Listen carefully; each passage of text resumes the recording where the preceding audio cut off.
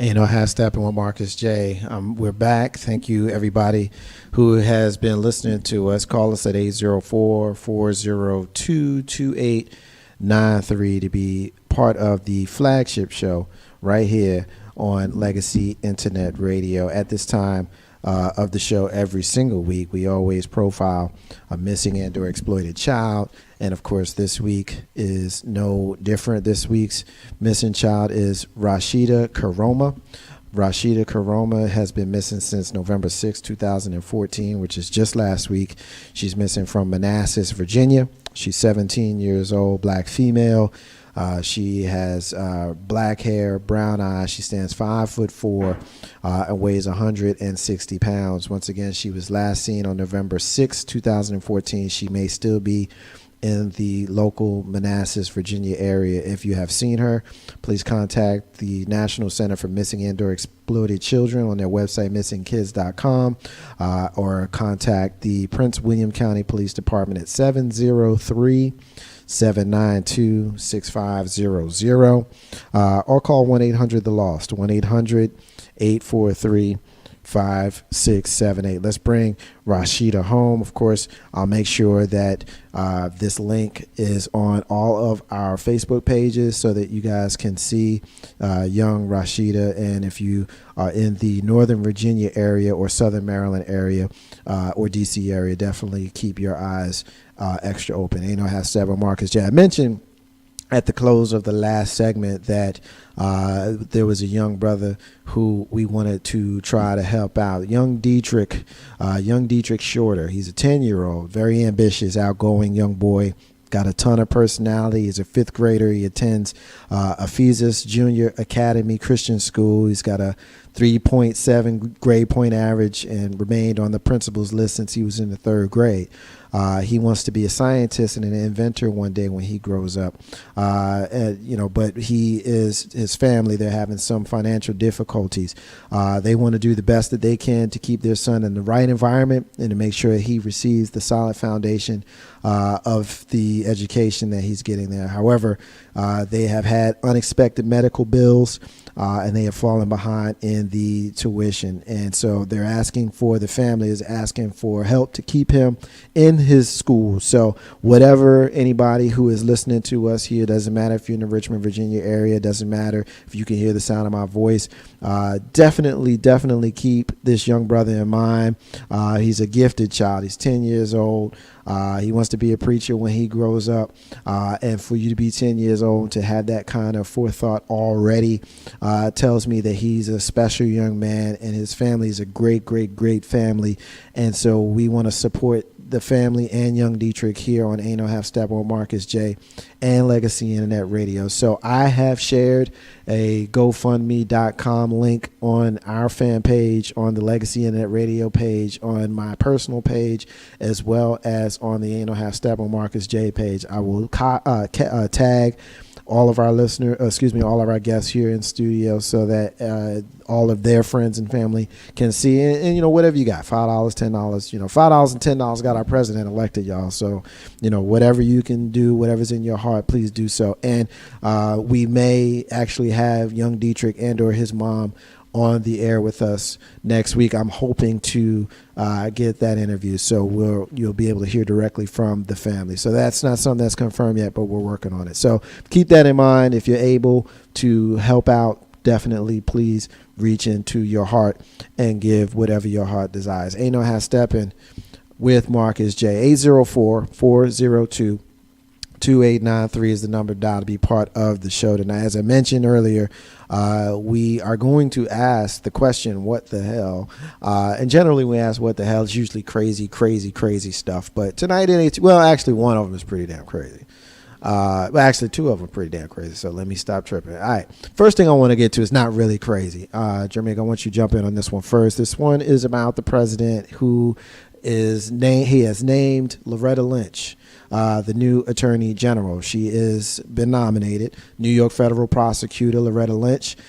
She is set to become the next Attorney General. The president called her the most qualified public servant, but she's expected to have a difficult confirmation in Congress. Republicans have already told the White House that pushing any nominee through Congress while Democrats still had control of the Senate would have been difficult and politically damaging. Now, we know that they don't have the House or the Senate any longer, so we know that that may actually be even more challenging. But if she's confirmed, she will be the first black woman on the job, succeeding Eric Holder, who was the first black man, as the head of the Justice Department. The president said, quote, "I couldn't be more proud to nominate Loretta Lynch as our next Attorney General. I can think of no better public servant to be the next Attorney General." So a lot of different places that we can go. I don't want to make this a political show. I want to make this about whatever is on your heart with regards to your comments, ladies. Jamaica, you up first. What are your thoughts? The president just nominated a sister for Attorney General. I mean, it's exciting. It should be, because she is black, or African American, whichever we prefer. But I mean, she's a woman. I'm a feminist. So again, this kind of goes back to what we were just discussing when we started talking about. I don't want to keep saying creating this dichotomy, because it also makes it kind of seems like which dichotomy is kind of creating this division. But, or recognizing one specific thing or whatever. But it feels really good that women are in the places that we couldn't be, 50 years ago, 60 years ago. And so it feels really hopeful, and it's encouraging too for me as well personally. Yeah. Tony, what you think? Yeah, I'm with Jamaica. I mean, of course, it's great that she's I said brown. She's a brown person, but the fact that she's a woman, I really celebrate that, and I certainly hope for the best. She's qualified for the job, then she should get it. I agree. When I saw it, my first thought was, word, sister, word. I was definitely excited about that, but the thing is, you got to know that the black president who has just lost his black attorney general, who has turned around and nominated another black person for the job, is definitely going to be met with some sort of opposition, probably more so than they should. So I'm looking forward to see what actually happens with that. Anytime you can nominate the best qualified for a position, and the best qualified for a position happens to be someone who looks like us. Quite frankly, we live in a culture where we just haven't had the opportunity. So anytime somebody white says, why do you have to be so, why is it special because it's a black person? To kind of steal a line from Jackie here. Jackie, I know I'm taking your comment a little bit out of context, but I'm going to use it anyway. When you say that a lot of the white folk, our white brothers and sisters in the world, have had advantages, I was going to say that in this world that we have not had, and we as black people, and this is the realest thing I'm going to say tonight. Okay. We the only people in our world, not our country, but our world, that are made to feel guilty about supporting our own. If you are a Puerto Rican and you got a Puerto Rican store, guess what? All your friends shop at your store, and all your family members work at your store, and all that kind of stuff. You black and you got your own store and you hire all black people, the first thing people going to say is, how come you ain't got no white folk in there? We the only ones to do that. And so, the brother nominated a sister, good for him. And I refer to the president of the United States as the brother, because at the end of the day, I don't agree with everything he says, and I find myself agreeing with him less and less as time goes on. Okay. But at the end of the day, when I look at the dude, I see a brother. And, just like any other brother, just like Big Rube or Jay Grizzy or Big Bro Joe or anybody from All Throttle Radio here on Legacy and their radio, my brother Mr. LP, they are my brothers. And if they do something that I disagree with, I'm going to call them on it, just like I would expect for them to do the same for me. Ain't no half stepping with Marcus J. At this time, of course, I want to introduce, just joining us here in studio, is the co-host of Ain't No Half Stepping with Marcus J. I got my sister and co-host, S.Y. But what's up, girl? Hello, darling. How you doing? I'm good. How are you? I'm better How now about that this? you're I'm here. cold. How about that? I don't care. No, oh, you will care. No, I don't care. You will care. You want to waste your time talking about being You cold? will care. Knowing that I don't care? You do care. I don't care. You do. No. You do.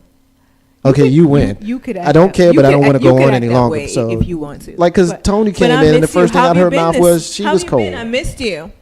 Just cut me off. Is this the fight we're gonna have since we missed a week? Is this the fight? Yeah, it's probably gonna be the fight. All right. Well, I because missed you know, anyway. yeah, we always got to fight. But yeah, I mean, yeah, I miss you too, and stuff. I don't like him, y'all. Just for the record, You know, long-time listeners know that we love each other, but I can't stand can't her stand you either. and whatnot. So, what do you think? President just nominated a sister for. Good for him. You agree? You think it's Very a good good. idea? Good for him. Yep, I was happy to see that. Wonderful. Keep it going, baby. Keep it going. Ain't no half stepping with Marcus J. All right, here's one that kind of tripped me out a little bit. I got to be honest with you. You know, this was one that, you know, I didn't want to get mad, and I debated on whether I was even going to bring it up, but I'm going to bring it up. I don't watch this station very much, but on C-SPAN, a caller called up a show and called the president of the United States the N-word on live television. Now, that's an individual. And so part of me is like, why even bring that up? Why talk about it? But I'm not gonna tip my hand just yet. I'm gonna send it around the room, and y'all tell me what y'all think before I actually get into what I think. Tony, jump in here first. I don't know if you heard the story, but it's a C-SPAN caller literally said, quote, "Hate that N-word Obama" on live television, on the air. What's your thoughts about this? Was in the aftermath of the Republicans taking over the House and Senate last week. I'm not surprised at all, and I don't see why anyone else would be either. I mean, this stuff has been going on for the past, how many years he been in office? Yeah, 6. Almost. Yeah, 6 years. We got 2 more to go. Yeah. It's gonna keep going. I Yeah. mean, it's blatant disrespect. That's always gonna be there. As long as he's there, it's gonna be there. When he's out of there, they're gonna find reasons to blame him for something, and then still call him names. You know, get over it. It's too bad. He's there. We said this a million times before. He's already there. Look how many times we have to deal with you all up in there. But you don't hear us getting up on the TV and acting a fool. But you know what? Go ahead. We know it's you just being a little tacky you. You know, but you know, he's good at, you know, not commenting on these things and addressing them. They don't even need to be addressed. They really don't. Jamaica, what do you think? I'm really tired of the complacency. And I'm talking about across the board when we start saying, this is where we are and this is what it is and we can't stop it. This is something that really irks me. This is why I believe that we don't understand what unity is because we can allow the disrespect, not because we necessarily exhibit it ourselves, but we don't know how to stop it. So we kind of brush it off, and it's not okay. And I have a problem with that because let's be very clear. The word ghetto originated with the Jews, but guess who now it reflects upon? Us. So why are we saying that, and no offense to you, sis, but why are we saying, this is what it is, and this is, no, it needs to stop. Point blank, period. But how do we go about, and this is where I feel that the bridge falls right here for a lot of things when we start talking about recognizing what needs to be done culturally to help ourselves. We don't have an understanding of what this really looks like. We are so immune, and that's on my quote, one of the quotes that I have on my website, where I talk about violence. We're immune to a lot of things, and it seems natural, and it's not innate for me at all. So I have a problem with that. I'm not complacent. I'm not happy with it. And it's not okay. I don't care if we do it. In order to break the habit, we have to start to recognize what needs to be done. And what needs to be done is to stop saying it. If we can stop saying it, we're going to be stronger to go against those who are saying it. And then some repercussions are eventually going to start to follow if we can get that into place. But we can't even get past stop saying it ourselves. So, let's just say, and I know, God, it's going to be a long time coming, and I probably won't be here in that lifetime when we as a people stop using it. It's not going to stop them from using it. This is a feeling that they have towards us. This is a hatred that they have towards us. They're going to still use it. They're still going to say it. So if something needs to be done, it's more like, what do we do to stop them from saying it? And we as a people can say, we're not going to use the N-word anymore. We're not going to address each other that way anymore. But when they hate us so much for being who we are, can we really stop them? We stop slavery. Somehow, well, you know what? I wouldn't say that, though. But we have to be very clear about history beyond Abraham Lincoln. Right. Let's be clear about why he signed it. It's okay. All a lot of people know is we were free when Abraham Lincoln said we was all massa. There's a lot up under there. Now we free to go. Massa science is a lot deeper. It's way deeper than about that. who he was being with and who his real crew was. All right, let's be very clear about some things. And so the act behind us having an understanding as to why this still exists is where we need to start. Why are we still using the N-word? Okay, it's a part of, and I'm not saying this loosely, but it's a part of a language that is comfortable amongst the generations or whichever one you are, because you got Generation X still using it. Nigga, please, whatever. But it's about being comfortable and immune to what we're hearing. And it ties back what you said is what I mentioned. How do we get them to stop? Because they hate us. It's a lot of ways we can get them to stop. Jackie's saying that black folks aren't respected, period, which I agree with. Yeah. And I think a lot of that has to do is because we don't take respect. As a community, we're a bunch of punks. And that's just real talk. People don't like to hear that. But we're a bunch of punks. We are.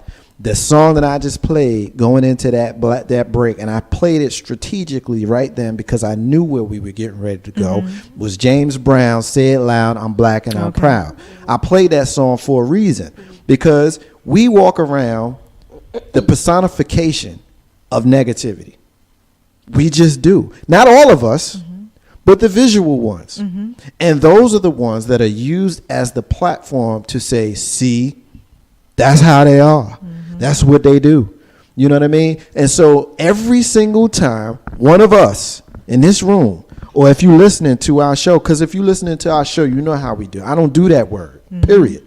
I don't do that word. So if you are listening to us, you ought to know the next time you hear somebody say it, check them. Check it. Check them. And if you do it enough, they're going to start checking people. That's how you do it. You got to take it one person at a time. One N-word at a time. One saggy pants at a time. If you try to get everybody at once, you're going to get discouraged because you can't get everybody at once. But you got to start in your own house. You can't worry about cleaning your neighbor's house and your house is a mess. But once you got your house in order and you clean your neighbor's house, then you can worry about the neighborhood. Once you got the neighborhood straight, then you can worry about the community. And once you got the community, you got your city and then your state and then on. That's how you start from the ground floor and work your way up. That's how you build your community. But the problem is we a bunch of punks. We lazy. You know why? Because Martin Luther King said we overcame. Martin Luther King said he looked over the mountain, he seen the promised land. He said he wasn't coming with us, but he knew that we was going to get there. And guess what? People started getting their nice fancy cars. And people started having their jewelry and all of that kind of stuff. And they didn't have to struggle like they used to. And they got lazy. We got lazy. That's what the deal is. And so when we see white people go on television and feel comfortable enough, because trust me, don't get it twisted. He knew what he was calling. There were a lot of places that he would have called. He would have never said that. Hosted by white people. But he knew in that platform, he felt safe enough to be able to say what it was that he said. That's what the problem is. That's the problem. Because you shouldn't feel safe saying that nowhere. And we allow that. We are the ones, our community, black people, we make it safe for people to call us the N-word. Yeah, and I just want to clarify too. Me saying I'm not surprised not saying that I'm okay with it. Oh, I get it. Because in my house, and you're around my house, my child, it don't come out. we don't do that. Right. We don't do that. And that goes back to what we were talking about at the very beginning of the show is having those conversations at the dinner table. Right. You know, we need to have those conversations. On the couch, on the porch, wherever you can get it in. Yeah, at every opportunity. And it takes it back to what you were saying earlier, Marcus, when Jackie commented. It takes it back to about talking to the youth. Does that make sense? No, I got When we you. were saying, Jackie made a comment, and basically, we were talking about why talking isn't necessarily working.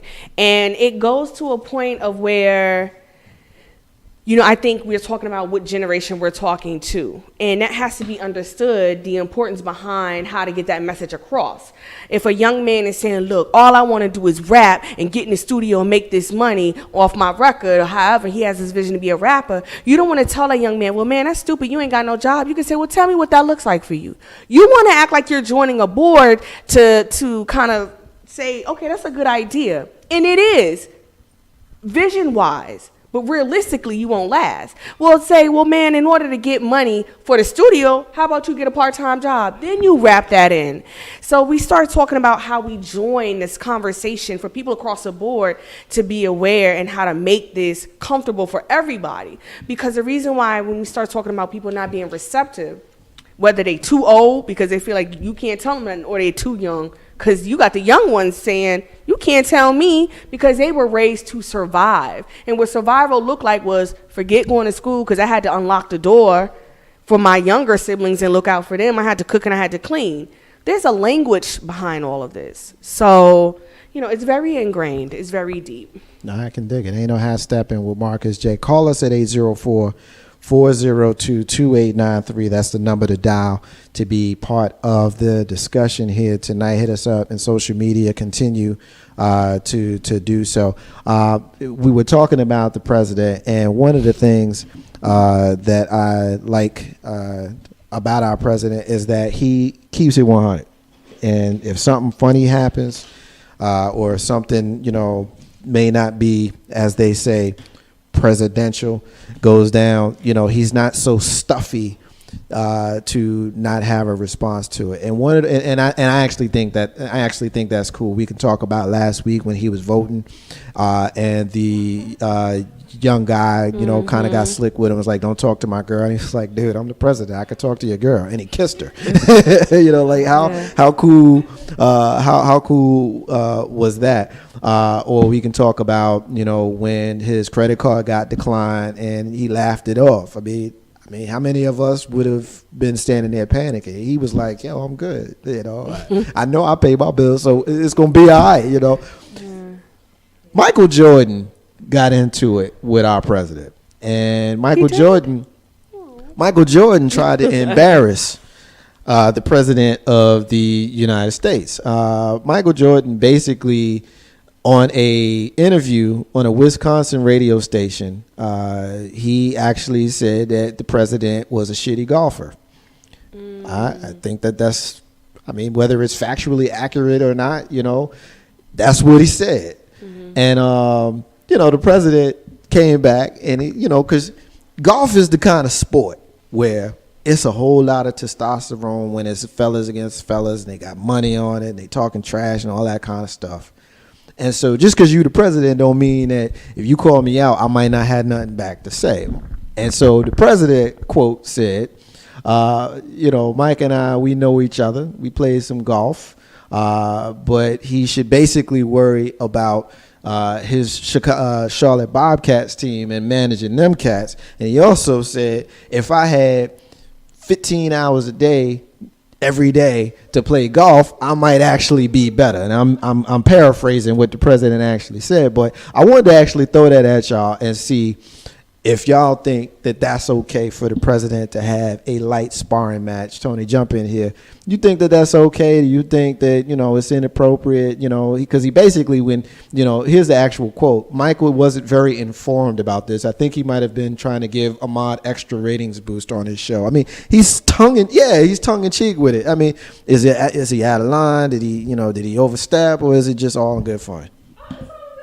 Still a man, you know what I'm saying? Like, you would expect a man to say something back. Yeah, it's true, I wasn't, you know, very good, but I think his response was pretty good too. He actually said that if he'd been playing golf like twice a day for the past 15 that's years, what it was. I messed up the quote, but that's what it was. Too, you know what I'm saying? So it's like, what have you been doing since you were so great at basketball? Like, nothing, because your team sucked. Yep. So yeah, I liked it. Yeah. Yeah, Jamaica, what do you think? I mean, I guess it's friendly kind of just natural, male kind of way of talking trash. Yeah. Now, I'm always thinking all the time, what if this were women talking about dressing and showing up at a gala and someone says something about their dressing and hit the news and, if I had the money to get there, if you weren't married to so-and-so, you would be able to afford it. It would be a lot more. And the really sad thing about it, not to turn this on to women and away from what we're talking about, is and I don't want to say all women, but sometimes we directly go into things without asking questions, and we just attack some women, not all. Right.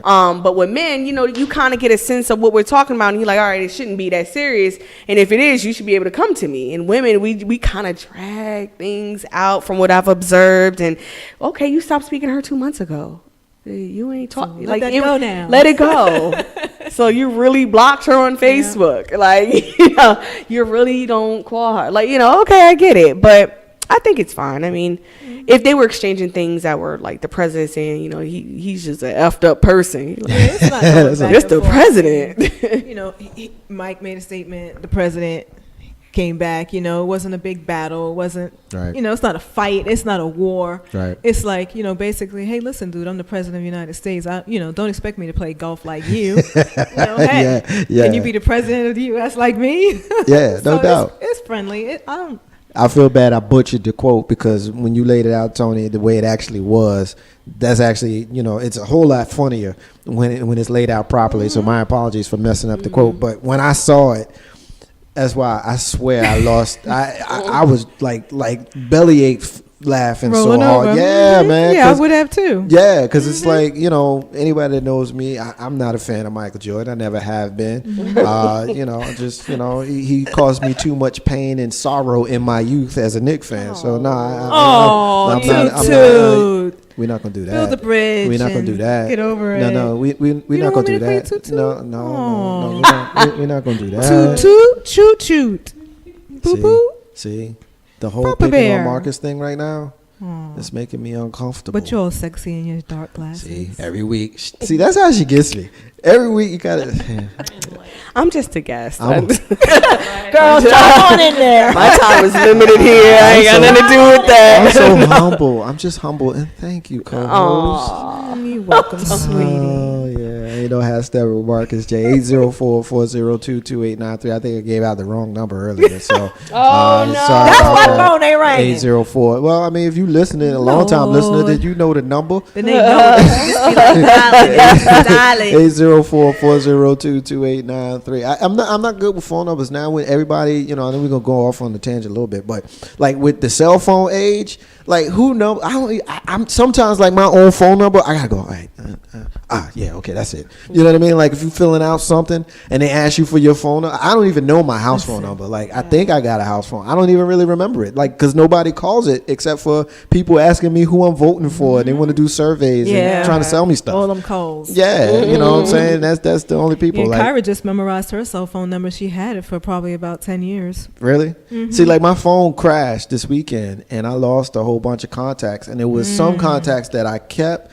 And because I guess it had gotten saved at an appropriate time, but then there was some that I saved during that time that didn't get saved. Anyway, long story short, I lost a lot of contacts, and it's like, damn.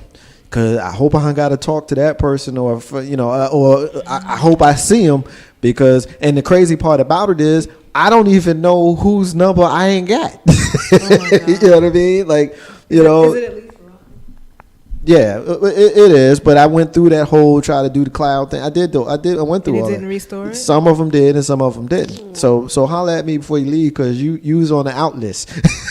Yes, I was. Yeah, you was on the out list. Phrasing. You was on the out list. Ain't no half stepping with Marcus J. All right, listen, we're gonna take another break, and when we come back, that's why it's gonna make us wise. You gonna tell me how we gonna get wise? We're You just going to teach- have fun. Fun? We're just going to have fun. I'm going to take us back down memory lane for a few minutes. Uh-oh.